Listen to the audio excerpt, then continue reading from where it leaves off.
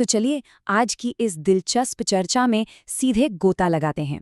आज हम बात कर रहे हैं उस अनुभव की जिससे शायद हम सब कभी न कभी गुजरे हैं। वो देर रात की पढ़ाई, जब दुनिया सो रही होती है और एक समर्पित छात्र अपनी आने वाली यूनिवर्सिटी एंट्रेंस परीक्षा की तैयारी में जुटा होता है। ये माहौल, ये सन्नाटा और वो तनाव, सच कहूं तो ये एक बिल्कुल अलग ही दुनिया है। जरा इस दृश्य की कल्पना कीजिए। बाहर बिल्कुल घना अंधेरा है, सन्नाटा ऐसा कि सिर्फ झींगुरों की आवाज गूंज रही है, और हाँ, वो ताज़ा उबलती हुई गरम चाय की महक।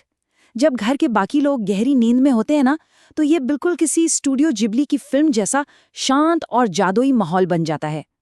यही वो वक्त है जब बाहरी दुनिया का शोर एकदम थम जाता है और सारा ध्यान बस किताबों पर होता है। तो आज की इस चर्चा में हम इस पूरी प्रक्रिया को 4 हिस्सों में बांटेंगे। पहला, आधी रात का दृश्य।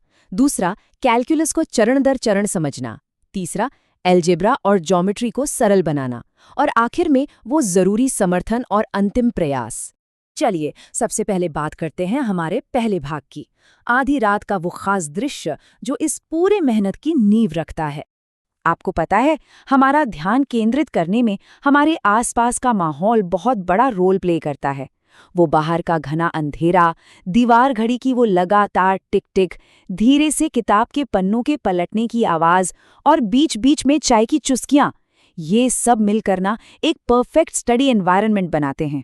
परीक्षा की टेंशन और घबराहट अपनी जगह है, लेकिन ये जो रात की शांति है, ये दिमाग को एक कमाल की स्थिरता देती है। माहौल तो सेट हो गया, अब आते हैं भाग 2 पर, कैलकुलस को चरण दर चरण समझना। चलिए देखते हैं कि इस दिमागी कसरत की शुरुआत कैसे होती है।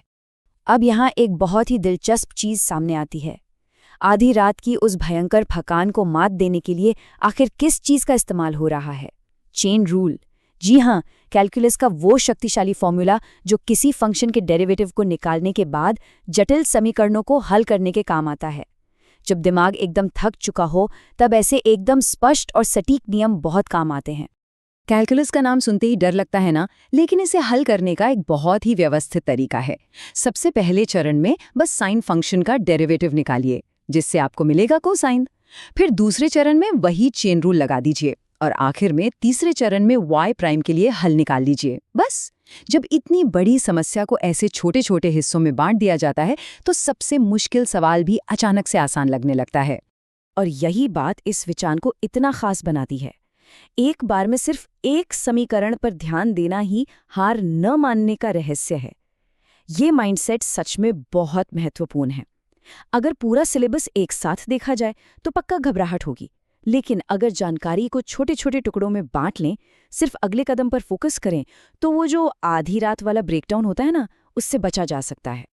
कैलकुलस को तो पार कर लिया, अब बढ़ते हैं आज के तीसरे भाग की तरफ, एल्जेब्रा और ज्योमेट्री को सरल बनाना।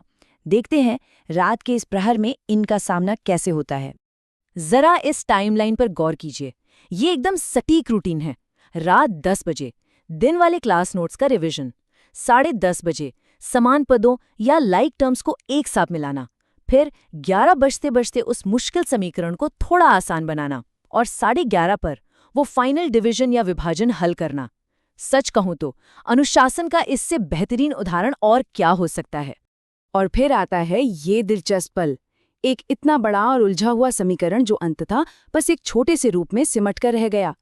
ठीक उस समय जब इसे 5 से विभाजित करने की बारी आई, एक लंबे चौड़े भ्रामक सवाल को इतने छोटे से जवाब में बदलते देखना मानसिक रूप से कितना संतोषजनक होता है। अब ज्योमेट्री की बात करें तो रात के इस पहर में एक बहुत ही अहम सवाल दिमाग में गूंजता है, क्या ये ग्राफ सही लग रहा है? देखिए, जब आंखें थकने लगती हैं और नींद आ रही होती है, तो आकृतियां भी धोखा देने लगती हैं। ऐसे में खुद को रोककर बस ये एक सवाल पूछ लेना गलतियों को पकड़ने का एक शानदार तरीका है।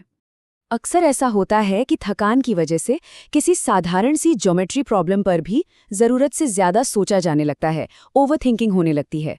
इसका एक बहुत ही सिंपल और प्रैक्टिकल उपाय है, बस पन्ना पलटिए, फॉर्मूला देखिए और नोट्स को एक बार फिर से चेक कर लीजिए। यकीन मानिए, कई बार सही जवाब बस बिल्कुल सामने ही रखा होता है। खैर, अब हम इस चर्चा के बिल्कुल अंतिम और सबसे भावुक पड़ाव पर पहुंच गए हैं, भाग 4, समर्थन और अंतिम प्रयास। चलिए देखते हैं कि इस भारी दबाव के बीच वो कौन सी चीज है जो हार नहीं मानने देती। लगातार कई घंटों तक पढ़ने के बाद थकावट का हावी होना तो लाजमी है। एक पल ऐसा आता है जब पढ़ते पढ़ते डेस्क पर ही आंख लग जाती है, और ठीक उसी समय एक माँ धीरे से दबे पांव कमरे में आती है। ये डेस्क पर सो जाने वाला वो बेहद नाजुक और असुरक्षित पल है जो हमें याद दिलाता है कि इस भारी भरकम एकेडमिक प्रेशर के पीछे एक इंसान ही है, एक इंसान जिसे आराम की भी सख्त जरूरत है। आधी रात की ये बातचीत दिल को छू लेने वाली होती है। एक तरफ छात्र डेस्क पर झपकी ले रहा है और फिर भी कहता है, बस एक और मिनट, इसे पूरा कर लूं। और दूसरी तरफ एक माँ है जो प्यार से हालचाल पूछती है और उसे बिस्तर पर जाकर सोने के लिए कहती है। ये आराम की ज़रूरत और कुछ कर गुजरने की जिद के बीच का एक बेहद खूबसूरत संतुलन है। और यही वो भावनात्मक सपोर्ट है जो सारी थकान मिटा देता है। जब परिवार ये दिखाता है कि वो मेहनत देख रहे हैं, जब वो हौसला बढ़ाते हैं, तो वो ऊर्जा किसी भी चीज़ से ज़्यादा असरदार होती है। जब वो कहते हैं ना कि दिखा दो दुनिया को कि तुम कितने होनहार हो, यही वो ताकत है जो हार मान लेने वाले पलों में वापस उठ खड़े होने की प्रेरणा देती है। तो कुल मिलाकर बात यह है कि परिवार का ये समर्थन ही वो असल मोटिवेशन है जो अगला पन्ना पलटने और डटे रहने की हिम्मत देता है।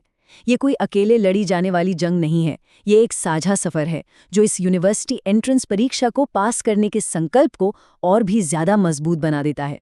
चलिए, अब इस पूरी चर्चा को एक बहुत ही गहरे सवाल के साथ खत्म करते हैं।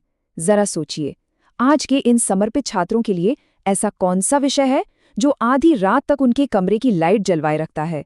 वो ऐसा कौन सा जुनून है, कौन सा लक्ष्य है जो इतनी रात गए तक इस तरह के अटूट समर्पण की मांग करता है? आज की इस चर्चा में साथ बने रहने के लिए बहुत बहुत शुक्रिया। ज्ञान और दृढ़ संकल्प का ये सफ़र सच में बहुत ही शानदार रहा।